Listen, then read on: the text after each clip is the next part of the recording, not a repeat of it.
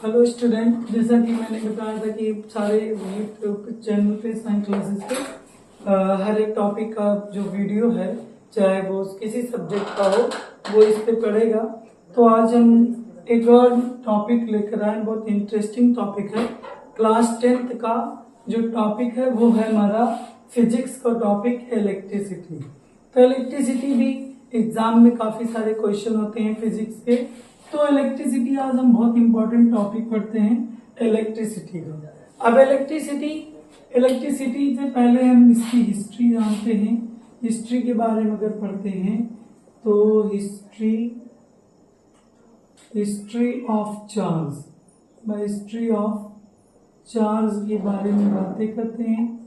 तो history of charge सबसे पहले एक साइंटिस्ट थे जिनका नाम था थेल्स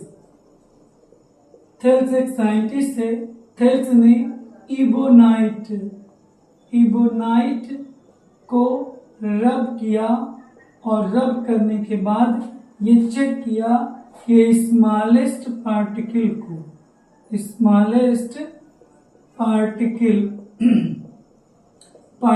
को अट्रैक्ट करने लगा। तो जो थेल्स साइंटिस्ट थे उन्होंने ये चेक किया कि जो इबोनाइट को रब किया और रब करने के बाद ये चेक किया कि जो वो स्मॉलेस्ट पार्टिकल को अट्रैक्ट करने लगे। और जब ये स्मॉलेस्ट पार्टिकल को अट्रैक्ट करने लगे तो इसी प्रॉपर्टी को थेल्स ने इलेक्ट्रिसिटी कहा। इस प्रॉपर्टी को इन्होंने कहा इलेक्ट्रिसिटी। फिर बाद में एक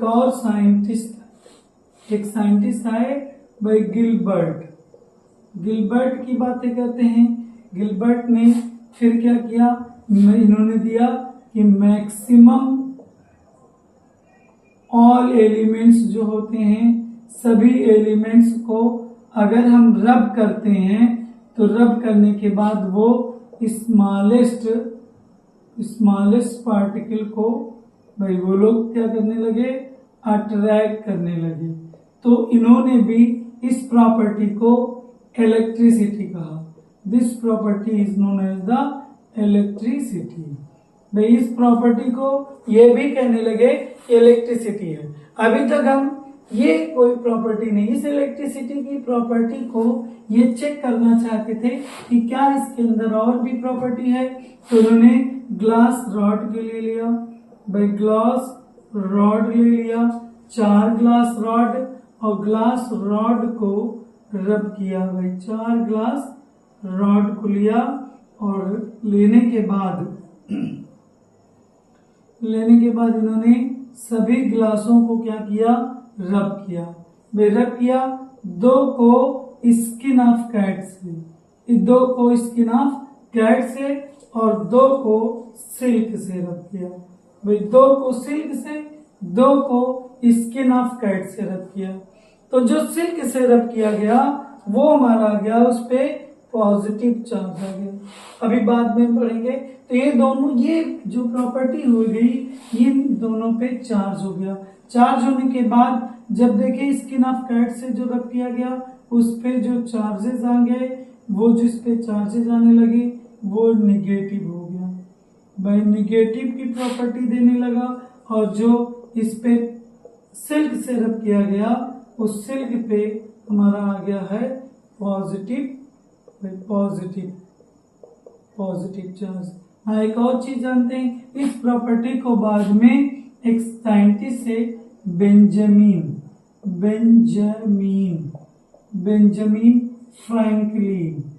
फ्रैंकलिन ने इसको कहा, ये जो प्रॉपर्टी है वो उसको हम कहते हैं चार्ज। तो बेंजामिन फ्रैंकलिन के इंट्रोडक्शन के बाद ये पता चल गया कि ये जो प्रॉपर्टी आ गई है वो इसके अंदर वो हमारा है चार्ज। तो अब एक चार्ज इंट्रोड्यूस हो गया। तो चार्ज इंट्रोड्यूस होने के बाद जो ग्लास रॉड गिलबर्ट ने लिया था उसको 2 को हम सिल्क से रब किए और 2 को जो है स्किन ऑफ कैट से रब किए। तो स्किन ऑफ कैट से जो रब किया गया वो हमारा आ गया उस पे निगेटिव चार्ज, और जो स्किन ऑफ और जो सिल्क से रब किया गया उस पे आया पॉजिटिव चार्ज। भाई दो चार्ज हमारा इंट्रोड्यूस हो गया। तो इंट्रोड्यूस हो गया तो हमें दो टाइप का हो गया। तो लेकिन एक चीज और समझते हैं, ये जो ग्लास रॉड पे जो चार्ज आया है नेगेटिव का, ये ग्लास रॉड की प्रॉपर्टी नहीं है, ये प्रॉपर्टी है स्किन ऑफ कैट की। तो स्किन ऑफ कैट की प्रॉपर्टी जिसने क्या किया, वो उसके अंदर नेगेटिव चार्ज को प्रोड्यूस कर दिया। और सिल्क की जो प्रॉपर्टी होती है वो हमारा होता है पॉजिटिव चार्ज, जो कि इसके अंदर पॉजिटिव चार्ज जनरेट कर देता है। तो स्किन ऑफ कैट की प्रॉपर्टी, फिर इन्होंने क्या किया, दो ग्लास रॉडों को जो पॉजिटिव आयन है इनको पास लेकर गए, ये पास लेकर गए, पॉजिटिव चार्ज को पास लेकर गए, यहाँ पास लेकर गए तो देखे ये दोनों में रिपल्सन हो रहा है, इन दोनों में रिपल्सन हो रहा है। और दो नेगेटिव वाले भी चार्ज को लेकर पास में गए तो इन दोनों के बीच में भी हमारा क्या हो गया, रिपल्सन हो रहा है। पहला, इन दोनों में भी रिपल्सन, रिपल्सन की प्रॉपर्टी आ रही है। और दो जो चार्ज को, एक पॉजिटिव को और एक नेगेटिव को, एक पॉजिटिव को और एक नेगेटिव को जब एक साथ लेकर गए तो इन दोनों के अंदर जो प्रॉपर्टी आ गई वो हमारा होगा अट्रैक्शन।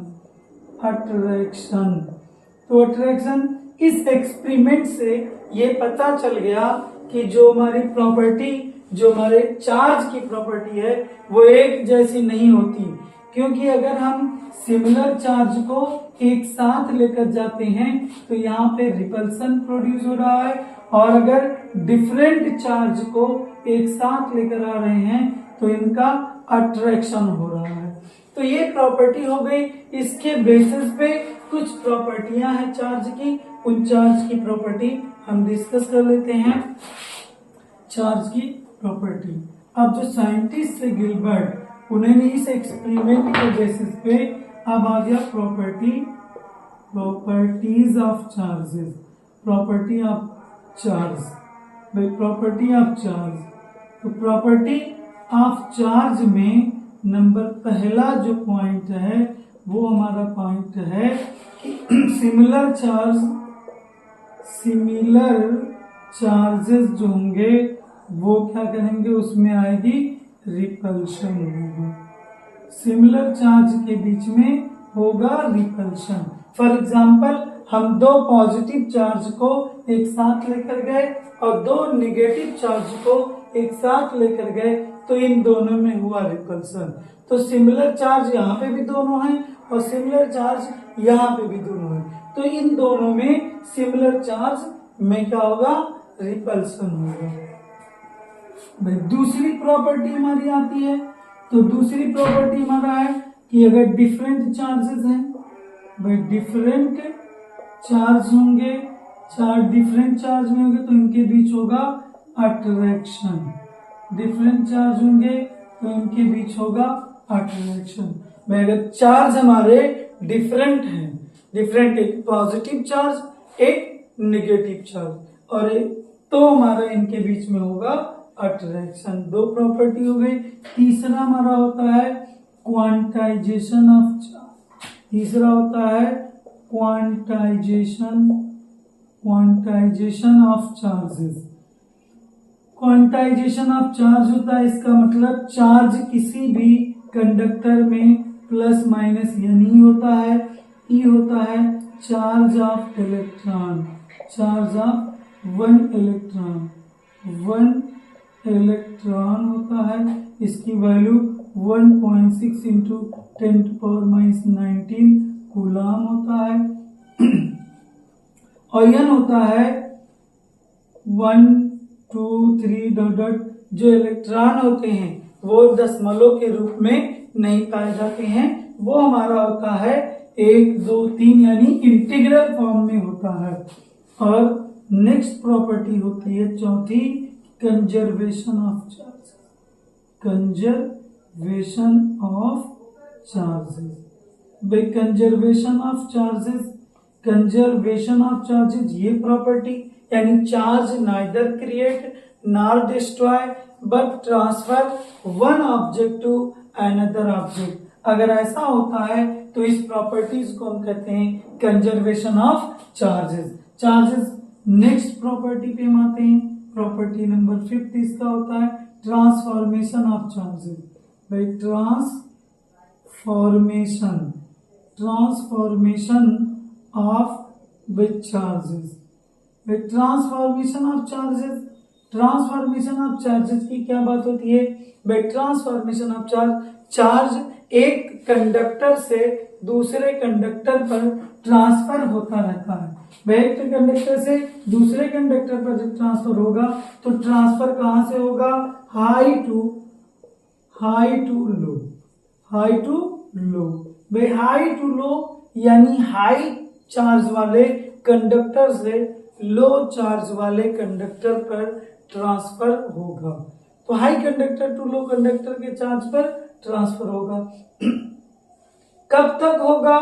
भाई कब तक होगा? जब तक होगा जब तक चार्ज क्या ना हो जाए, चार्जेस सेम ना हो जाए। क्या ना हो जाए? सेम ना हो जाए। जब तक दोनों कंडक्टर पे चार्ज सेम हो जाएगा तो हमारा क्या हो जाएगा? ये हमारा चार्ज वहीं पे ट्रांसफॉर्मेशन ऑफ चार्जेस रुक जाएगा। तो बेसिकली जो प्रॉपर्टी थी वो हमने पढ़ लिया। दूसरा हम कहते हैं चार्ज क्या होता है? Fundamental properties. फंडामेंटल भाई चार्ज का डिफिनेशन लिख लेते हैं यहाँ से। चार्ज होता है fundamental property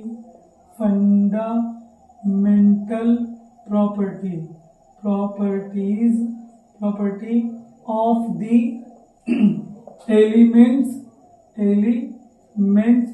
which attract or are repulse of the charges। भाई चार्जेस को रिपल्स करेगा या तो अट्रैक्ट करेगा, या हम कह देंगे अगर इसको प्लेस्ड कर देते हैं, placed in electromagnetic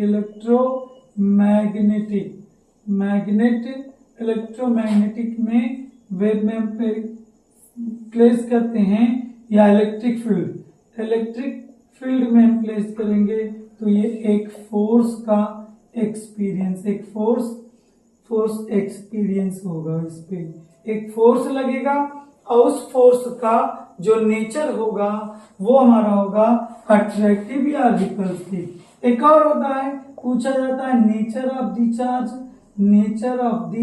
charges. Charge क्या होता है? दो नेचर का होता है, या तो अट्रैक्टिव नेचर में होगा या तो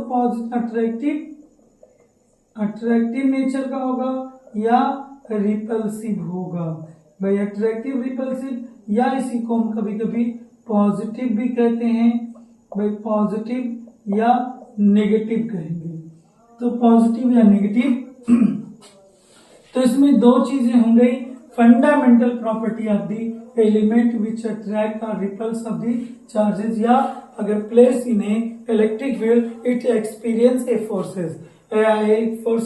this is property of elements is known as the charge और इलेक्ट्रिसिटी होती है the property of the elements to allow the electric is known as the electricity.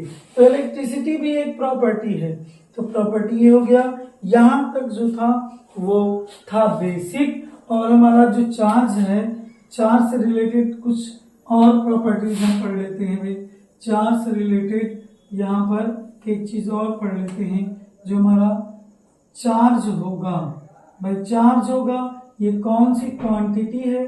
भाई क्वांटिटी है ये स्केलर।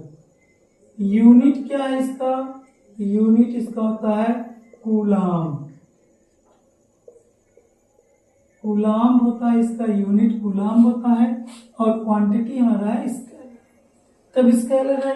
अब इसके बाद हम पढ़ते हैं नेक्स्ट टॉप पॉइंट्स, और नेक्स्ट पॉइंट्स की बात है वो हमारा आता है चार्ज, हमारा आता है electric current. The electric current history of charge हो गया। अब इसमें हम एक पॉइंट पढ़ेंगे, electric current. Electric current, electric current, electric current किसको कहते हैं? Flow of charge, flow of charge in unit time, unit time by flow of charge unit time, या rate change of charge is known as the electric current. Rate change of charge by rate change of charge is known as electric current. भाई electric current हो गया हमारा। Rate of change of charge is known as the electric current, या I बराबर होता है Q by T. इसका मतलब हम कहते हैं यूनिट टाइम में जितना चार्ज किसी कंडक्टर में फ्लो करेगा उसी को हम कहेंगे electric current. The electric current, तो यहां से एक formula Q is equal to I into t कर सकते हैं, या Q बराबर प्लस माइनस यानी कर सकते हैं। तो प्लस माइनस यानी बराबर I इंटू टी, ये फार्मूला हम कर सकते हैं, ये फार्मूला कर सकते हैं, ये फार्मूला हम पहले पढ़ लिए। तो इस फार्मूला जो हमारा है इसी को हम कर सकते हैं I बराबर Q by T.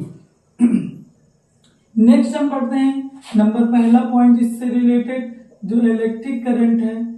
Electric current, भाई electric current is a scalar quantity. भाई क्वांटिटी है, स्केलर क्वांटिटी। दूसरा पॉइंट क्या है? Electric current, unit of electric current, unit of electric current. Unit of electric current जो हमारा होगा वो हमारा होगा, यूनिट ऑफ इलेक्ट्रिक करंट जो हमारा होगा वो I बराबर Q बाई टी। Q का मान है कूलाम, कूलाम बाई सेकेंड, इसी को कहते हैं एम्पियर। एम्पियर, एम्पियर, इसी को एम्पियर कहते हैं। एम्पियर, भाई एम्पियर कहते हैं। और एम्पियर जो हमारा है एक है फंडामेंटल, फंडामेंटल यूनिट है। भाई इसको फंडामेंटल यूनिट कहते हैं। यूनिट जो हम पढ़े थे वो इस यूनिट में एक फंडामेंटल, एक डिराइवल, एक कॉम्प्लीमेंट्री, एक सप्लीमेंट्री यूनिट थी। इन तीनों यूनिटों में ये फंडामेंटल यूनिट्स है।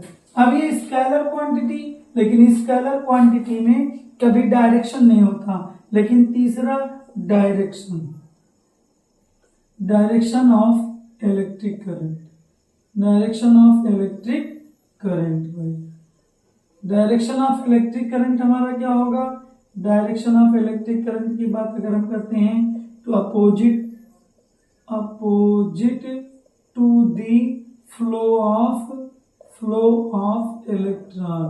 भाई flow of electron, opposite to the flow of electron. सबसे पहली बात, ये स्केलर क्वांटिटी है, तो स्केलर क्वांटिटी में कभी भी डायरेक्शन नहीं होता। लेकिन ये एक्सेप्शनल है कि इसमें इलेक्ट्रिक करंट की का डायरेक्शन होता है। क्या डायरेक्शन होता है? Just opposite to the flow of the electron. भाई फ्लो ऑफ द इलेक्ट्रॉन, इसका मतलब कि अगर हमारा चार्ज नेगेटिव टू पॉजिटिव की तरफ इलेक्ट्रॉन मूव कर रहा है तो इलेक्ट्रिक करंट का डायरेक्शन पॉजिटिव टू नेगेटिव की तरफ होगा। तो ये हमारा हो गया बेसिक जो इंफॉर्मेशन है, वो हमारा हो गया इलेक्ट्रिक करंट। अब इलेक्ट्रिक करंट की बात करते हैं तो इलेक्ट्रिक करंट के बेस पे हम अकॉर्डिंग टू इलेक्ट्रिसिटी जो एलिमेंट्स है उसको हम डिवाइड कर सकते हैं। According to electricity, according to electricity, according to electricity, according to electricity की बात करते हैं तो अकॉर्डिंग टू जो इलेक्ट्रिसिटी है वो एलिमेंट्स जो हमारा होता है वो कितने टाइप का होता है, हम डिवाइड करेंगे 4 पार्ट में। पहला हमारा होता है कंडक्टर, भाई पहला होता है कंडक्टर। दूसरा हमारा होता है इंसुलेटर, इंसुलेटर। तीसरा हमारा होता है semi conductor, semi conductor, semi conductor. और चौथा हमारा जो होता है super conductor, super conductor, super conductor. तो ये 4 एलिमेंट हैं अकॉर्डिंग टू इलेक्ट्रिसिटी। इस इलेक्ट्रिसिटी के बेस पे हम एलिमेंट्स को कितने पार्ट में डिवाइड करते हैं, 4 पार्ट में। पहला हमारा हो गया कंडक्टर। तो कंडक्टर की बात करते हैं, to allow the electric current, to allow the electric current, electric current, electric current. ये जो अलाउ करता है फ्लो ऑफ इलेक्ट्रिक करंट उसी को हम कहेंगे कंडक्टर। एग्जाम्पल के तौर पे एग्जाम्पल होगा all metals, all metals are good conductor, good conductor of electricity, good conductor of electricity, electricity. All metal are good conductor of electricity. दूसरा insulator, not allow, not allow क्या, electric current, electric current. अगर electric current को allow नहीं कर रहा है flow होने के लिए तो ऐसे एलिमेंट्स को हम कहेंगे insulator. For example non metal, non metal. इन सब में भी एक्सेप्शन है, एक्सेप्शन की बात है वो अलग टॉपिक है, वो हम लोग दूसरे चीजों में केमिस्ट्री में भी इसका एक्सेप्शन पढ़ सकते हैं। Semiconductor, to allow ORR may not be allowed, भाई या तो उसमें फ्लो होगा या तो नहीं फ्लो होगा। ऐसे में इलेक्ट्रिक करंट फ्लो भी हो सकता है और इलेक्ट्रिक करंट फ्लो भी नहीं हो सकता। ऐसे को हम कहते हैं सेमी कंडक्टर। और सेमी कंडक्टर एग्जाम्पल है सिलिकॉन और जर्मेनियम, ये नेचुरल सेमी कंडक्टर होता है। सुपर कंडक्टर, सुपर कंडक्टर जिसका आर हमारा हो 0, जिसका रेजिस्टेंस 0 हो। तो ऐसा क्या होता है, क्या कोई है, तो हाँ हम जानते हैं मरकरी एट 5 केल्विन या -268 डिग्री सेल्सियस पर। -268 डिग्री सेल्सियस ऐसा कोई पॉइंट है ही नहीं। अगर ऐसा पॉइंट होगा तो हम लोग -268 डिग्री सेल्सियस पर जो लाइफ पॉसिबल ही नहीं है, लेकिन ऐसा कोई फायदा नहीं है। लेकिन हाँ अगर ऐसा फ्यूचर में कभी भी सुपर कंडक्टर एलिमेंट्स हमें मिला तो वो कंफर्म नोबेल प्राइज उसके लिए डिक्लेयर किया जाएगा, क्योंकि इलेक्ट्रिसिटी में न्यू रिवॉल्यूशन आ जाएगा। इलेक्ट्रिक का सारा कॉन्सेप्ट बहुत सारा बदल जाएंगे, सर्किट बदल जाएगी। फर्दर हम इस पे और हम डिस्कस करेंगे। तो ये हमारा अकॉर्डिंग टू इलेक्ट्रिसिटी एलिमेंट्स हमारे होते हैं 4 पार्ट के डिवाइड किया गया है। पहला कंडक्टर, दूसरा इंसुलेटर, तीसरा सेमीकंडक्टर, चौथा सुपर कंडक्टर। तो सुपर कंडक्टर एक एक पढ़ते हैं। कंडक्टर जिसमें इलेक्ट्रिसिटी क्या हो, अलाउ हो, इलेक्ट्रिसिटी अलाउ हो तो हमारा कंडक्टर होगा। जैसे हमारे मेटल्स होते हैं, मेटल्स में एल्युमिनियम, कॉपर, AU, ये सारे गोल्ड, इन सब में क्या होता है, इलेक्ट्रिसिटी प्रोवाइड होती है, तो वो मेटल्स हैं। दूसरा इंसुलेटर जो do not allow electric current, जिसमें इलेक्ट्रिक करंट फ्लो ना हो, उसको हम कहेंगे इंसुलेटर। वह इंसुलेटर हो गया। और इंसुलेटर में सारे नॉन मेटल्स, सल्फर, हमारा ऑक्सीजन, नाइट्रोजन, फास्फोरस, ये सारे हैं। दूसरा सेमीकंडक्टर, टू ऐसा एलिमेंट्स जिसमें कभी इलेक्ट्रिसिटी प्रोवाइड हो और कभी ना हो, तो ऐसे एलिमेंट्स को हम कहेंगे सेमीकंडक्टर। सेमीकंडक्टर का एग्जांपल है सिलिकॉन और जर्मेनियम। तीसरा हमारा होता है सुपर कंडक्टर। सुपर कंडक्टर ऐसा है जिसका इलेक्ट्रिसिटी, जिसका रेजिस्टेंस हमारा क्या हो, पूरा जीरो हो। ऐसा कोई एलिमेंट केवल अब तक हुआ मरकरी को अगर 5 केल्विन पे रख देते हैं, यानी -268 डिग्री सेल्सियस पर लगभग, तो हमारा सुपर कंडक्टर एलिमेंट्स की तरह बिहेव करने लगेगा। लेकिन ऐसा पॉसिबिलिटी, ऐसा करने से कोई फायदा तो होगा नहीं। आते हैं हम नेक्स्ट टॉपिक। नेक्स्ट टॉपिक हमारा है potential, electric potential. Next topic आते हैं electric potential. By electric potential, electric potential, electric potential, electric potential यहाँ पे हम फॉर्म करेंगे V बराबर होगा W/Q। V बराबर W/V, the work done by unit charge carrying from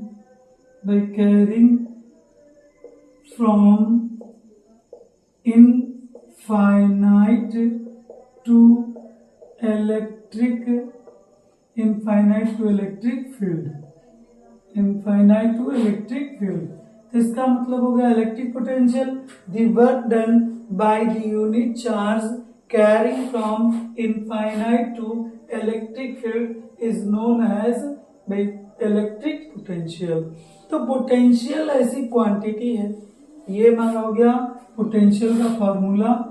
इसका हम कहते हैं नंबर 1 क्वांटिटी कौन सी है भाई, क्वांटिटी है स्केलर, स्केलर क्वांटिटी। दूसरा हमारा है इसका यूनिट क्या होता है, यूनिट होता है joule by coulomb. Joule by coulomb को हम कहते हैं volt. Joule by coulomb volt हो गया। जूल बाई कूलाम वोल्ट हो गया इलेक्ट्रिक पोटेंशियल। अब दूसरा पॉइंट जो होता है हमारा potential difference, potential bye difference, potential difference. Potential difference ये हमारा होता है VAB इज इक्वल टू होगा WAB/Q। ये होगा within electric field, within electric field, within electric field the work done bye unit charge carrying from one point to another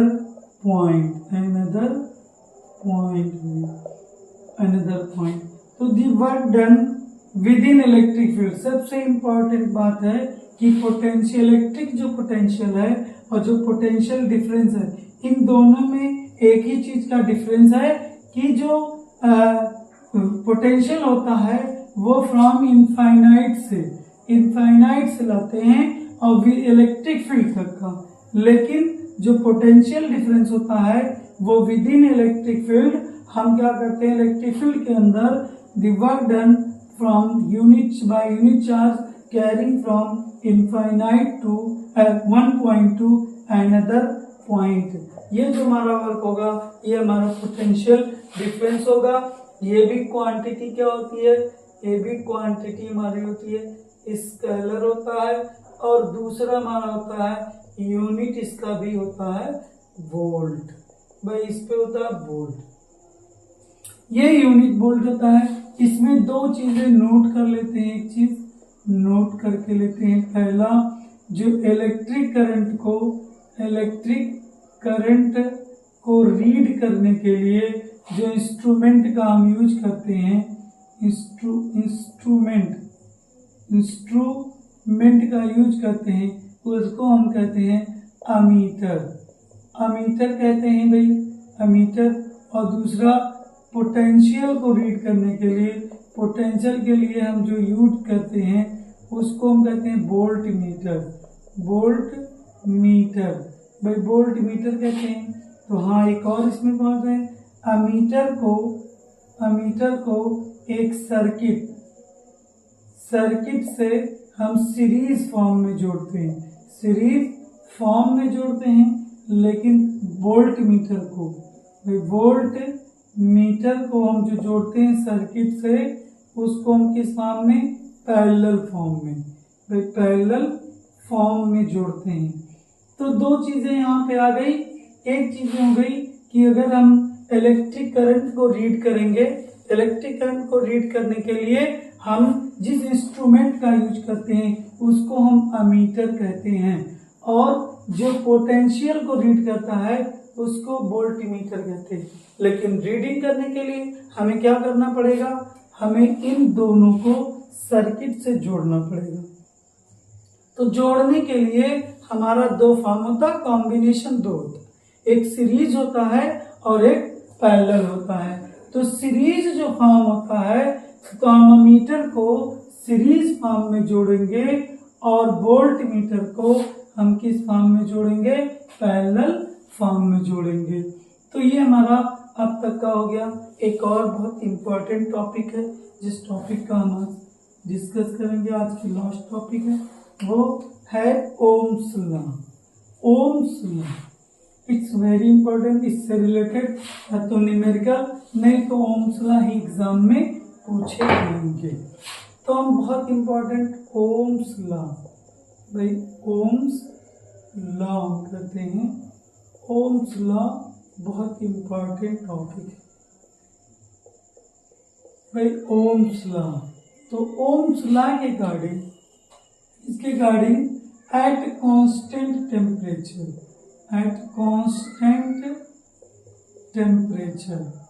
at a constant temperature the electric current, the electric potential of a conductor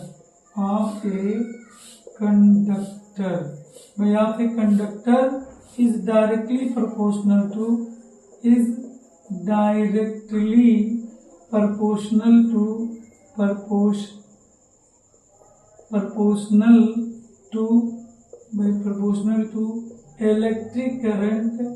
electric current of the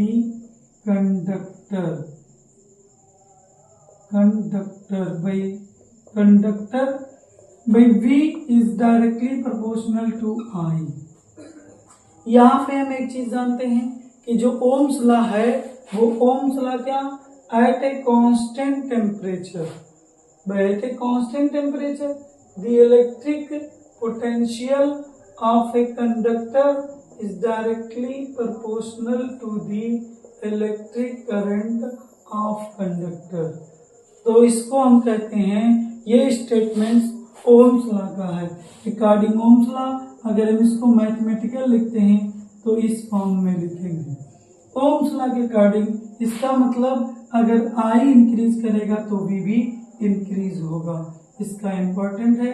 अब V is equal to हमारा proportional का R into I, तो R हमारा होगा constant, भाई R होगा हमारा constant, या हम इसको कहते हैं रेजिस्टेंस। भाई रेजिस्टेंस एक नई क्वांटिटी आ गई, रेजिस्टेंस। तो V बराबर I इंटू आर। अगर हम इसका नंबर एक ग्राफिकल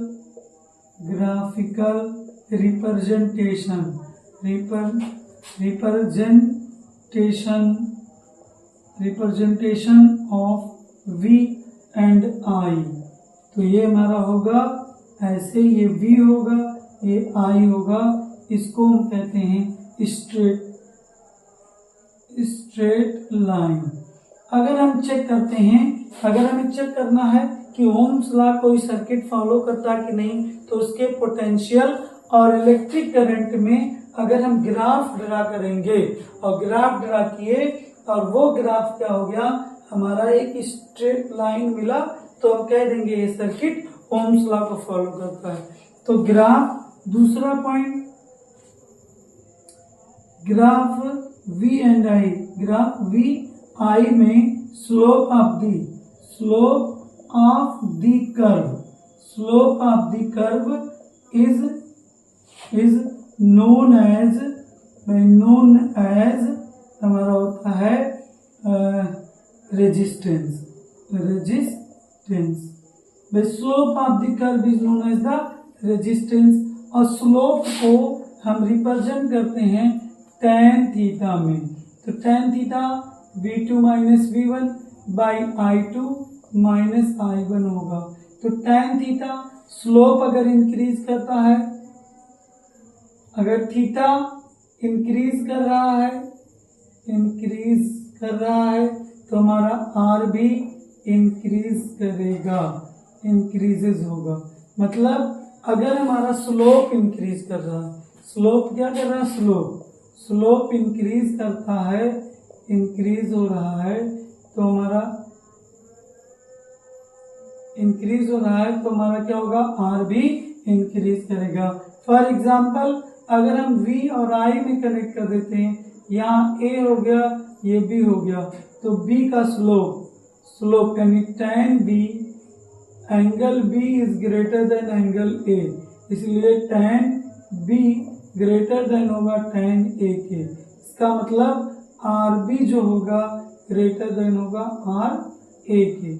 अगर slope tan A tan B, angle अगर B हमारा यहाँ ग्रेटर है और एंगल A छोटा है तो इसमें tan B का मान tan A से बड़ा होगा, और RB जब tan B का मान होगा तो रेजिस्टेंस R का मान भी ग्रेटर होगा और उसका मान कम होगा। इसका अनदर पॉइंट हम पढ़ लेते हैं भाई। नेक्स्ट पॉइंट देखते हैं। पहला हमारा क्या है, अगर हम ग्राफ को चेंज कर देते हैं, यहाँ I है यहाँ V है, तो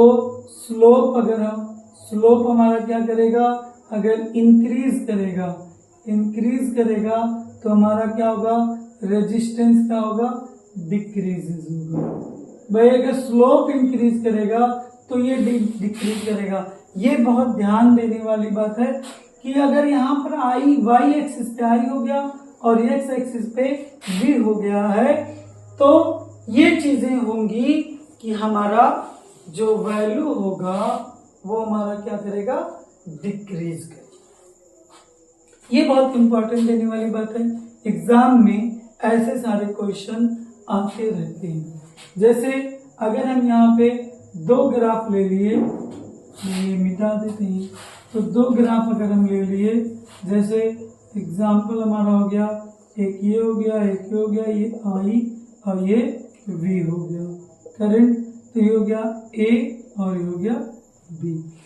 जनरली अगर हमें रेजिस्टेंस देखेंगे तो slope B less then slope A, तो हमारा क्या होगा, ये कॉट में एंगल होगा, cot B less than cot B greater than cot A की होगा, इसलिए RB जो होगा ग्रेटर देन RA होगा।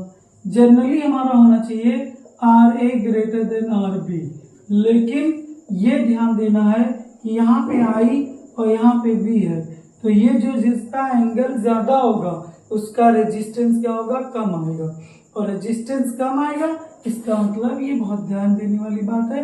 एग्जाम में यहीं से कंफ्यूजन करने के लिए ऑब्जेक्टिव में चेंज कर देंगे और चेंज करने के बाद ये हमारा आ जाएगा। तो हमारा ये ओम्स लॉ है, और all metals follow the Ohm's law.